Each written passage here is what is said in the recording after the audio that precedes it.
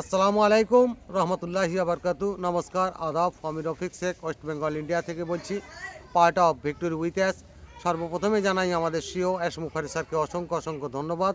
তার নীতি, আদর্শ, কালচার আমরা কিছুটা নিতে পেরেছি এবং সেটার সম্বন্ধে দু চার লাইন কবিতা ছন্দের মাধ্যমে আপনাদের সামনে আমি তুলে ধরছি। স্বপ্ন আমরাই অনেক দেখেছি, আজও হলো না পূর্ণ। সকালবেলায় উঠেই দেখি আমার জীবন শূন্য। সম্মান আমরাই পাইনি, কিন্তু কে বা আমাদের দেবে?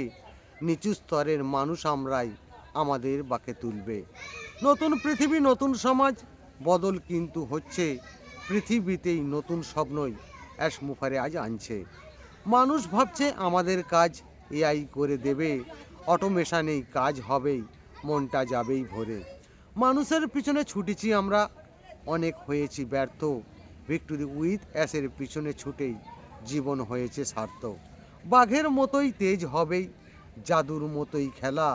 অ্যাশ মুফারেই যা করছেন, পুরীর মতোই মেলা। এটাই হলো ধৈর্যর ফল, অ্যাশ মুফারেই বলে। কষ্ট তোমরা বেশি করলেই এটাই ইতিহাস বলে। অ্যাডমিনশিপ নিয়েছো তুমি, কি আছে তার স্বার্থ? ভিক্টোরি উইথ অ্যাস না বুঝলেই সবটা কিন্তুই ব্যর্থ। অ্যাশ মুফারে ধন্যবাদ। ভিক্টোরি উইথ অ্যাস জিন্দাবাদ।